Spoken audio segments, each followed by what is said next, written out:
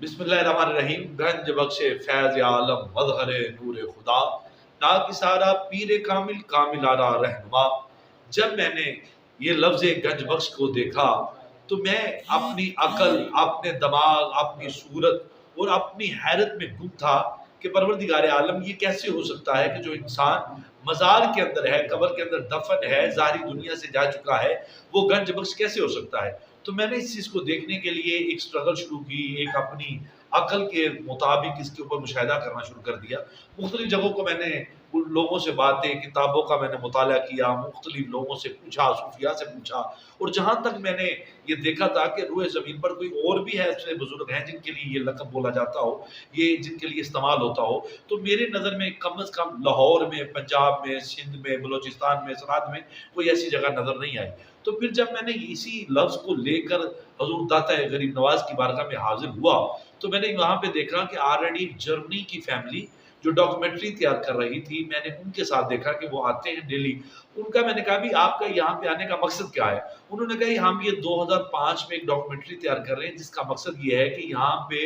40,000 لوگ ڈیلی کھانا کھاتے ہیں، ہم یہ جاننا چاہتے ہیں یہ این جی او کون سی ہے جو ان کو پیسے دیتی ہے، یہ کون سے لوگ ہیں جو یہاں پہ آ کے کھانا تقسیم کرتے ہیں، یہ کون سے لوگ ہیں جو ان کو فنڈنگ کرتے ہیں۔ تو ہم یہ پورے سال کی ڈاکومنٹری تیار کر رہے ہیں۔ انہوں نے پی سی ہوٹل میں رہائش رکھی تھی، میرے ان کے ساتھ نمبر ایکسچینج ہو گئے، رابطہ ہو گیا، میں ڈیلی ان کے پاس جا کے تھوڑا ٹائم سرو کرتا تھا، ان سے سوال و جواب کرتا تھا۔ اب جب لاسٹ میں جب ان کی ڈاکومنٹری مکمل ہوئی تو میں نے ان سے پوچھا کہ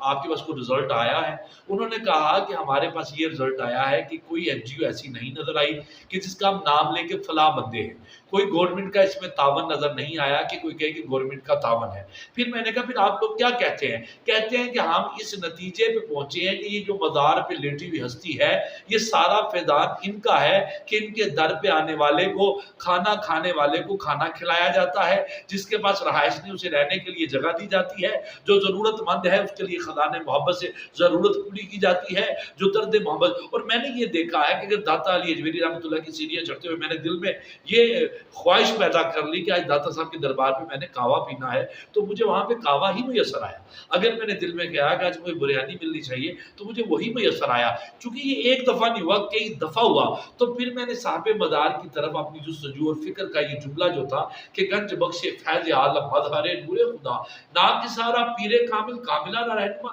یہ کیسے ہو سکتا ہے کہ آپ ناقصوں کے بھی پیر کامل ہیں؟ نقص تو اس میں ہوتا ہے جس میں کمی ہو، گناہ ہو، کجروئی ہو، اس کے باوجود آپ اسے کامل بنا دیتے ہیں، اس کے اندر اتنی قابلیت دے دیتے ہیں، یہ کیسے ہو سکتا ہے؟ تو وہاں پہ مجھے ایک بزرگ جو تھے، اپنے وقت کے قلندر تھے، ان کا ایک واقعہ ایک درویش نے سنایا۔ وہ کہتے ہیں کہ یہاں پہ حضرت بابا کی بارگاہ میں ایک قلندر آتے تھے، انہوں نے داتا علی اجمیری رحمۃ اللہ تعالی علیہ کی بارگاہ میں آ کر بہار علی قلندر ان کا نام انہوں نے اس میں بتایا ہے۔ کتب کے حوالے سے کہتے ہیں کہ وہ حیدرآباد کی سرزمین سے آیا کرتے تھے اور صاحب مدار سے انہوں نے آ کے حضرت داتا علی اجمیری سے کہا کہ آپ یہاں پہ دو قسم کے لوگوں کو آنے دیتے ہیں، ایک گندے ہیں ایک اچھے ہیں، تو یہاں پہ دو قسم کے لوگوں کا آنا منافقت ہے، یا تو اچھوں کو آنے دے یا گندوں کو آنے دے۔ تو داتا علی اجمیری سے ناراض ہو کر یہ جواب نہیں ملا تو باہر نکل گئے۔ اب وہاں پہ باہر نکل کے دربار سے جا کے وہاں پہ استراحت آرام کرنے لگے۔ اب وہ آرام کر رہے تھے تو اسی اثنا میں داتا علی اجمیری کے خواب میں آئے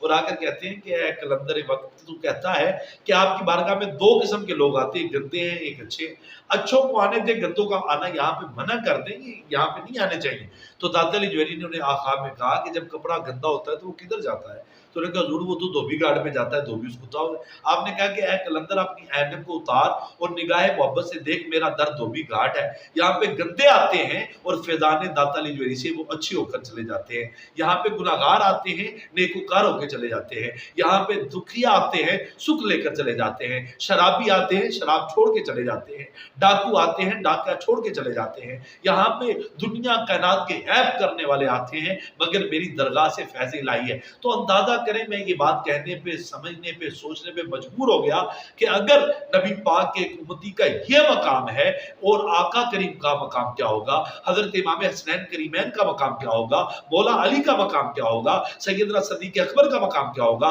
فاروق اعظم کا مقام کیا ہوگا، عثمان غنی کا مقام کیا ہوگا۔ حضرت دنیا کائنات والوں سوچو، یہ نبی پاک کا ایک امتی ہے جو غلام در غلام در غلام در غلام ہے، غلاموں کا غلام ہے، اس کا یہ مقام ہے، اس کا یہ تصرف ہے، اس کا یہ کمال ہے، اس کی یہ کرامات ہیں، اس کے اندر اللہ پاک نے یہ قابلیت رکھی ہے، تو مان لو جن کے غلام ایسے ہیں ان کے آقا کیسے ہوں گے۔ یہ شان ہے خدمتگاروں کی، سرکار کا عالم کیا ہوگا، ہر کوئی فدا ہے بن دیکھے دیدار کا عالم کیا ہوگا۔ تو تب سے میں نے یہ کہنا شروع کر دیا، گنج بخشے فیض عالم مظہر نور خدا، نا کسارا پیر کامل